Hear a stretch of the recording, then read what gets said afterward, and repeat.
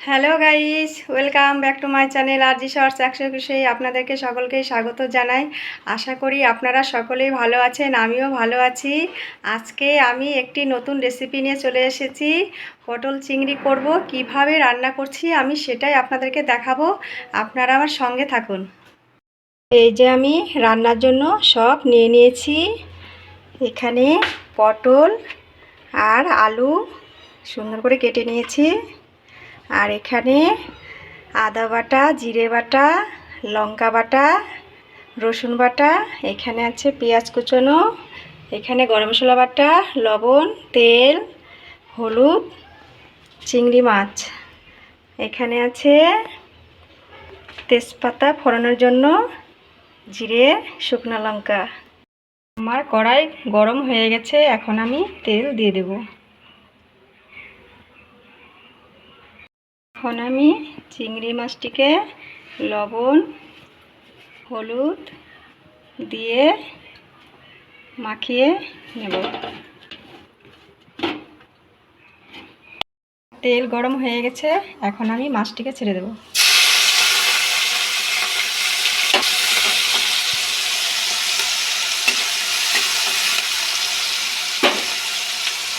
এই যে আমার মাছ ভাজা হয়ে গেছে, আমি এখন নামিয়ে নেব।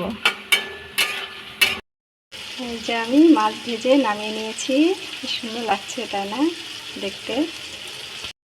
এখন আমি ফোড়নের জন্য তেজপাতা দিয়ে দিচ্ছি, শুকনো লঙ্কা দিয়ে দিচ্ছি, জিরে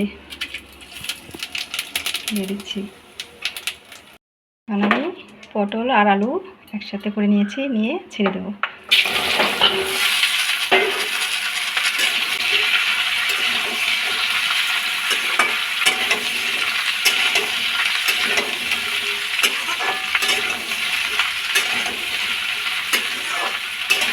আমার সম্বারায় পেঁয়াজটা দিতে ভুল হয়ে গেছে। আপনারা যখন রান্না করবেন তখন আপনারা পেঁয়াজটিকে সম্বারায় দিয়ে ভেজে নেবেন।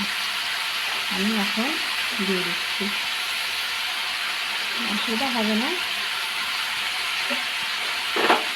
সম্বারায় দিলে খুব ভালো হয়।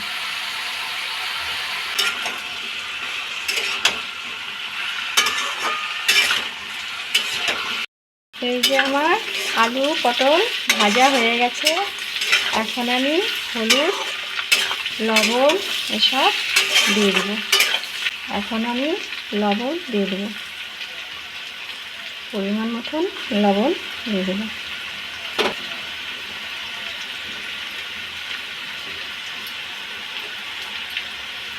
আদা বাটা, জিরে বাটা, লঙ্কা বাটা, রসুন বাটা দিয়ে ভালো করে আমি নেড়ে চেড়ে নেব।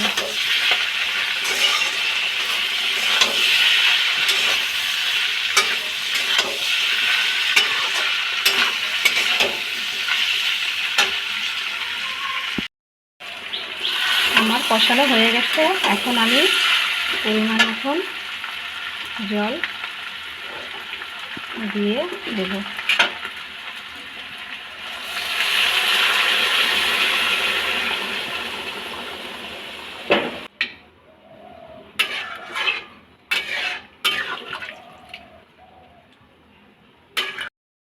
আমি এখন চিংড়ি মাছ দিয়ে দেব ঝোলে।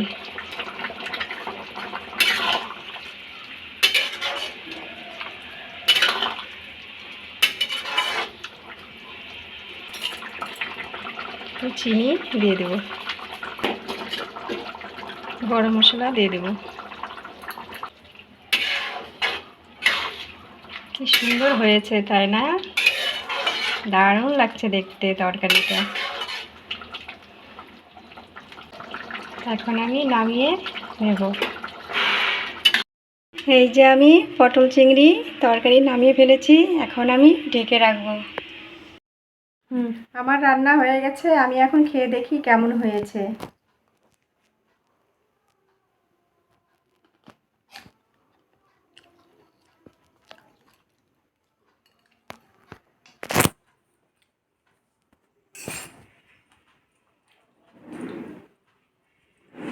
দারুণ হয়েছে। আপনারাও এইভাবে রান্না করে খেয়ে দেখবেন, খেয়ে যদি ভালো লাগে তাহলে কমেন্টে লিখে জানাবেন। আজকের মতন ভিডিওটি এখানে শেষ করলাম, আবার দেখা হবে অন্য একটি ভিডিওতে। Tata, bye bye.